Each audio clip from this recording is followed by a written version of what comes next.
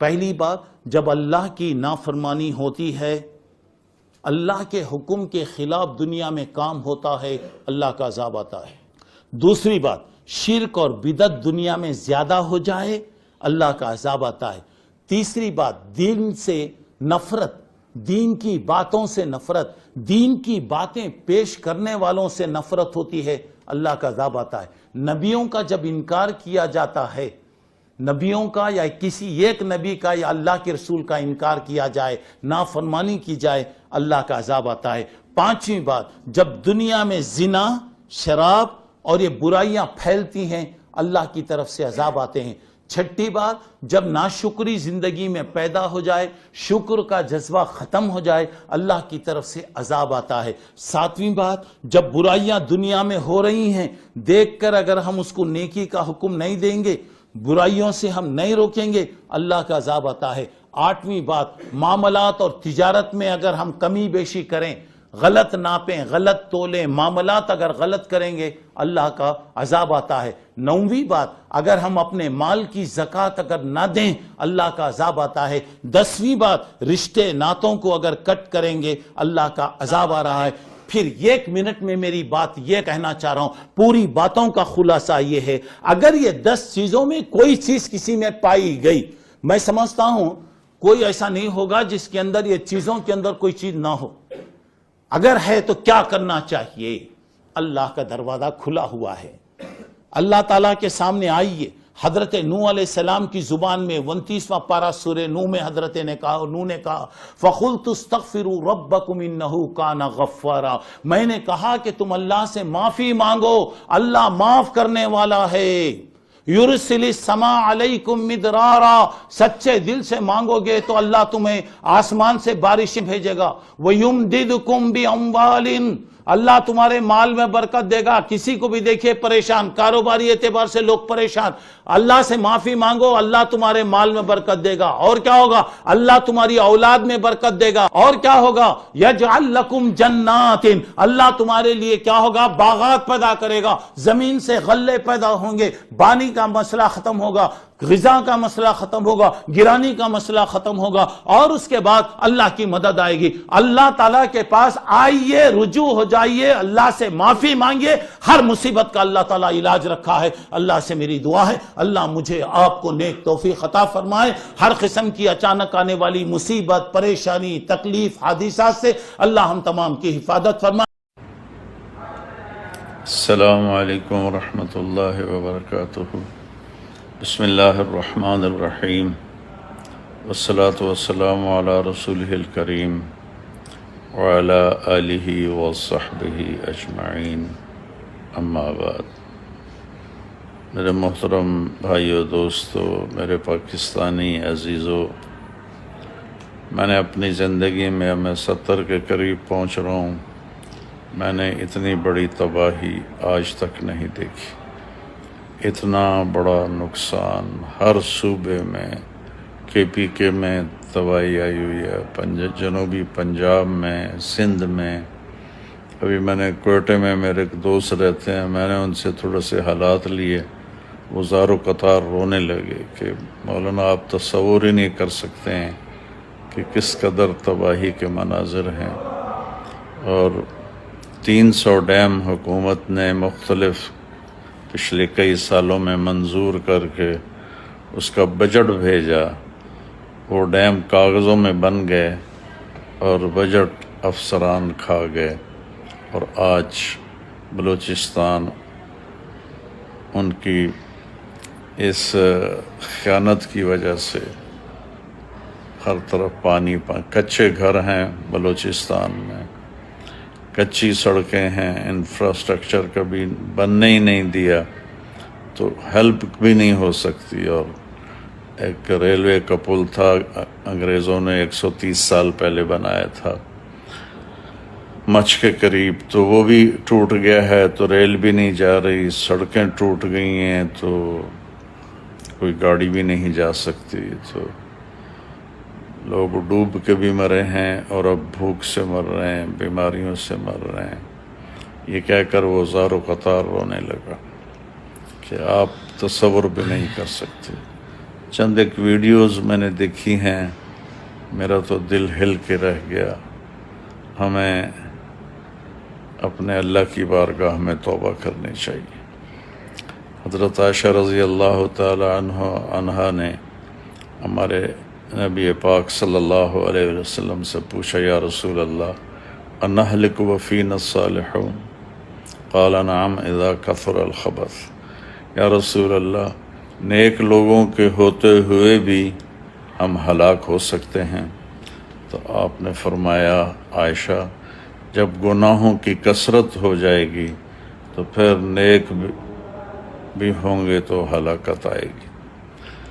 تو میرا ملک میں برائیوں کا نام نہیں لینا چاہیے، لیکن ہر قسم کا گناہ ایک تھوک کے حساب سے پورے ملک میں ہو رہا ہے۔ میں سب سے عرض کرتا ہوں کہ توبہ کریں، میں بھی کروں، آپ بھی کریں۔ میں نے تو ساری دعائیں چھوڑ دی ہیں اور صرف ایک ہی دعا مانگ رہا ہوں کہ یا اللہ پاکستان کی حفاظت فرما۔ ہماری حکومتیں بھی کمزور ہیں، ان کے وسائل اتنے نہیں ہیں کہ وہ اس اتنے بڑے نقصان کو پورا کر سکیں۔ تو مالدار لوگوں سے اپیل ہے کہ ہماری اور ہر فاؤنڈیشن کی مدد کریں۔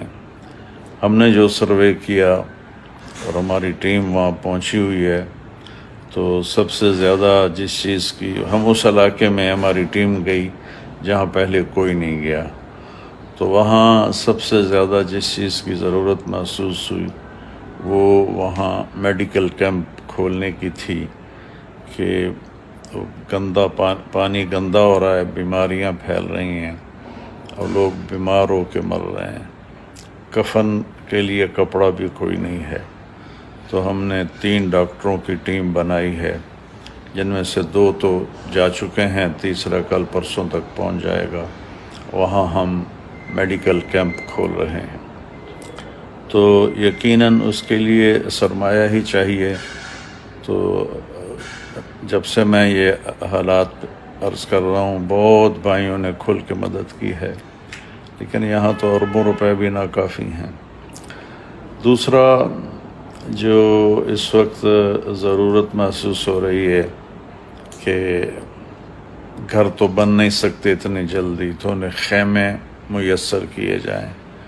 تو جو ہمارے بھائی خیمے بناتے ہیں وہ فی سبیل اللہ خیمے پہنچائیں، ہماری فاؤنڈیشن کو پہنچائیں، یا جو بھی فاؤنڈیشن قریب ہے اس کو پہنچائیں، یا جو بیچنا چاہتے ہیں تو وہ ہمارے ساتھ رابطہ کریں، ہم ان سے انشاءاللہ خرید کر اور وہاں ہم اپنے بھائی بے یار و مددگار بھائیوں کی وہاں ان کو چھت فراہم کرنے کی کوشش کریں گے۔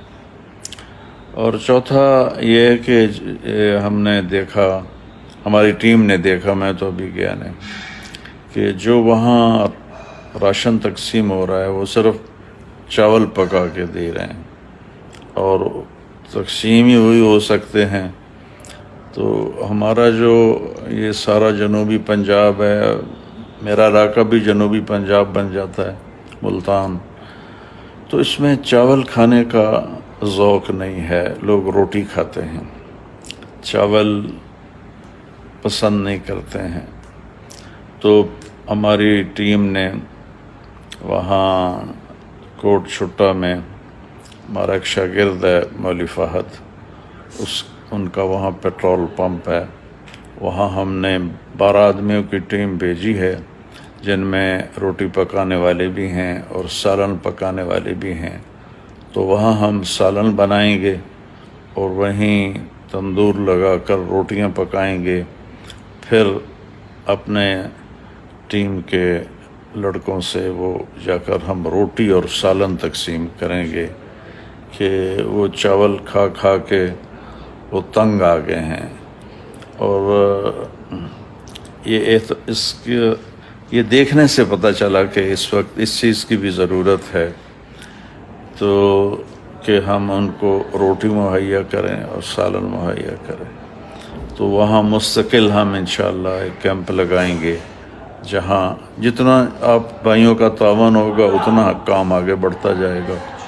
تو وہاں کیمپ، وہاں پورا ایک کچن بنا رہے ہیں خیموں میں، تو وہ بھائی پھر آگے موٹر سائیکلوں پر اور کسی اور ذریعے سے سالن پہنچائیں گے، روٹی پہنچائیں گے، تو جس سے ان کو تھوڑی تسلی ہوگی، حوصلہ ہوگا۔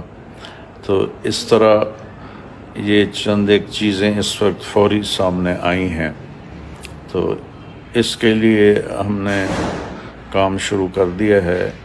ہمارے شاگرد وہاں پہنچے ہوئے ہیں، تو اس میں بہت زیادہ مالی تعاون کی ضرورت ہے۔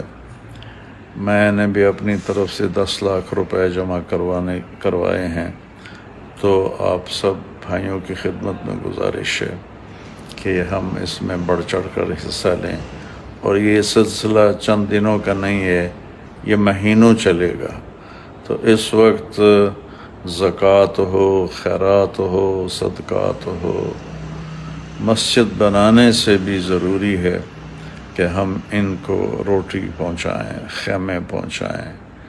میں نے ایک ویڈیو دیکھی کہ وہ کیچڑ میں ایک عورت نے بچے کو جنم دیا، اور وہ عورت کی فوٹو تو نہیں تھی، لیکن وہ جس کے ہاتھ میں بچہ تھا وہ بچہ بھی کیچڑ میں لت پت تھا، اس کا ناڑو بھی ابھی نہیں کٹا ہوا تھا۔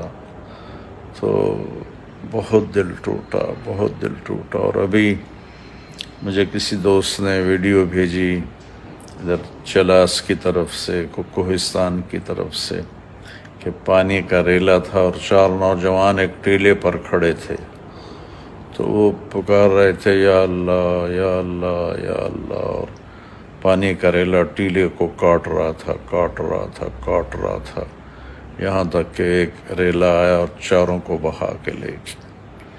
پھر ایک اور منظر دیکھا کہ گاڑی قریب آ رہی تھی ایک پل کے، تو اوپر سے پانی پتھروں کے ساتھ آیا، اور وہ پل کے وہاں نیچے بنا ہوا تھا اور پانی کے نکلنے کا راستہ، لیکن وہ پل کے اوپر سے ہو کر جب آیا تو گاڑی کا پتہ نہیں چلا کہاں چلی گئی، کتنے اس میں سوار تھے اور کہاں جا رہے تھے بیچارے، لاشیں بھی گئیں۔ یہ سب شہید ہیں۔